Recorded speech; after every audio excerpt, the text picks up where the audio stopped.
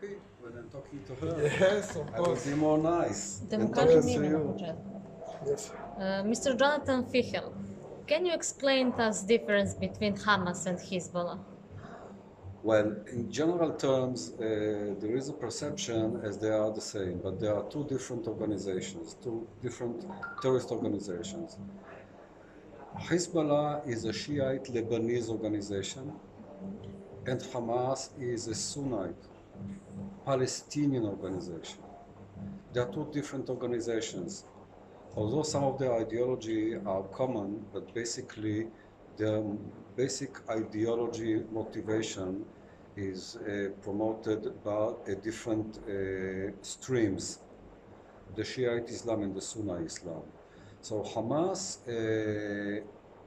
unlike Hezbollah, which was established in '82 after the Israeli invasion to Lebanon, backed by Iran, and actually Hezbollah is an Iranian proxy promoting Iranian ideology, policy in the Middle East, including Lebanon, but other parts of the Middle East, which is expansion.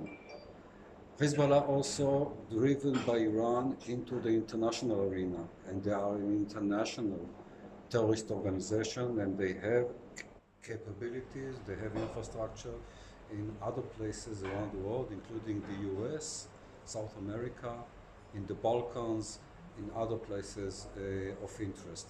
And therefore, Hezbollah, which is an international and national Lebanese organization, is active parallel on the international arena and the domestic arena in Lebanon.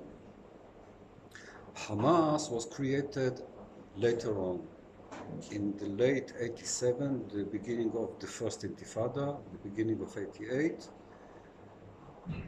which is a stream of the Muslim Brotherhood from Egypt. Hamas was established in Gaza in the late '87, and at the beginning of the '88, it was established with some infrastructure and cells and leadership in the West Bank.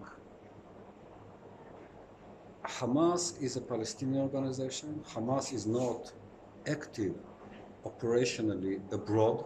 It's not an international organization like Hezbollah.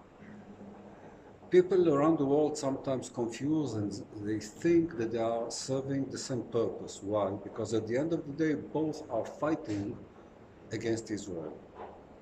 But there are two different organizations, two different leaderships, two different ideologies, although from time to time there is a kind of cooperation, especially operational cooperation, transferring of knowledge between Hezbollah and Hamas.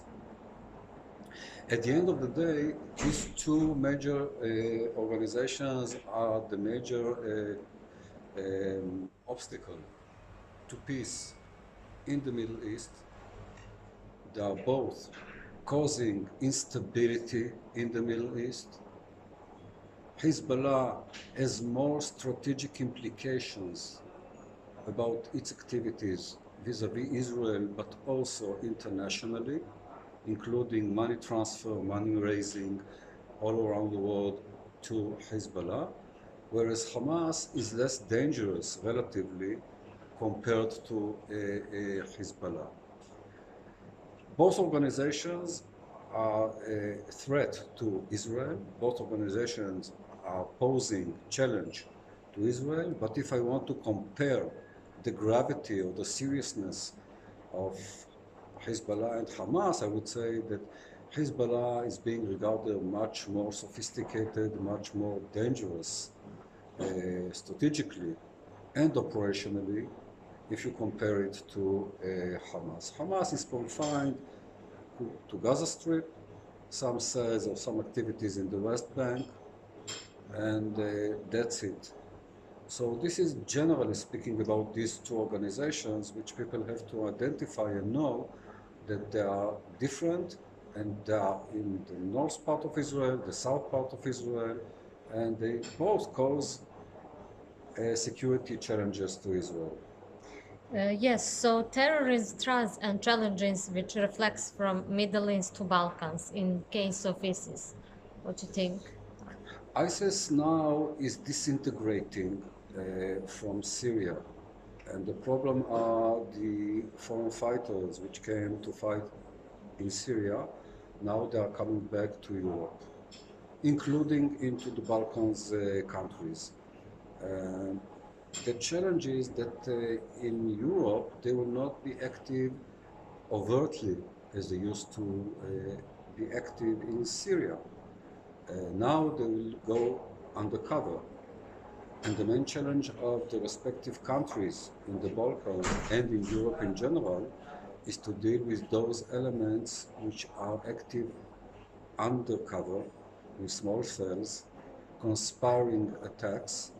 And the main challenge is an intelligence challenge. First of all, to identify those individuals and those cells that are now being reconstructed in the relevant countries, including in the Balkans.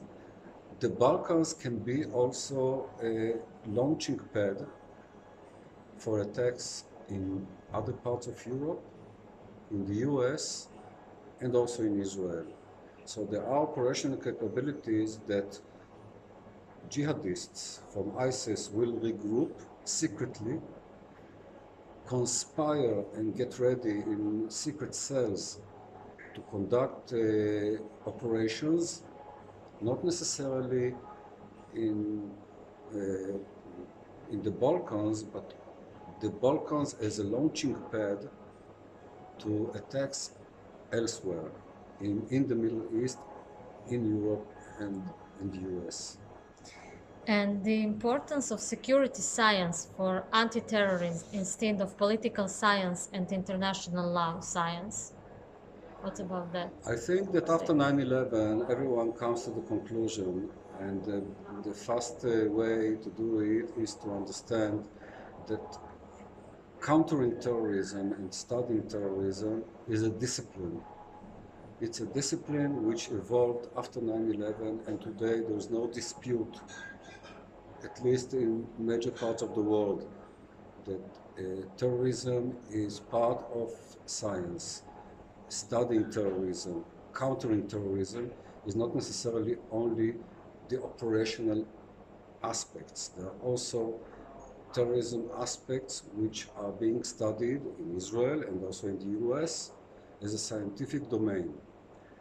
The main problem of people not understanding that this is a part of science is that people regard terrorism as an operational hunt for terrorists or seize fugitives or killing, targeted killings or whatever. But generally understanding the phenomenon of terrorism, the threat of terrorism, the capabilities needs a long-standing study. Today, I think that terrorism can be regarded as an interdisciplinary science, meaning the study of terrorism today is very much engaged in interdisciplinary science methodologies, because when you analyze today terrorism today interfaces with, there is an interface between terrorists and law. Today everybody speaks about extradition of terrorism, about lawsuits of terrorism, of terrorists. So there is an interface with law, with social science, with criminology, even with mathematics, with biology. Because if you don't understand scientifically the lethality of CBRN, chemical, radiological, nuclear weapons, and their capability to be engaged by terrorist organization, so it is combining the scientific aspects and also the operational aspects, and therefore there's no way to engage in true serious research analysis if you don't engage scientific methodologies. These methodologies have to be developed from different aspects of science, and therefore the segregation of each and every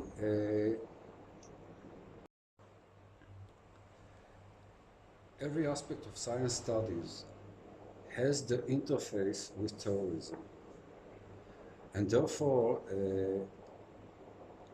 the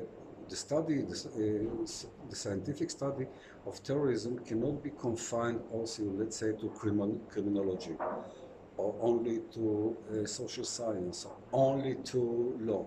It has to be integrated, and the methodology of research, database, knowledge should be maintained, should be developed on a scientific basis. And the risk assessment and the threat assessment should be driven based on well-funded scientific methodologies.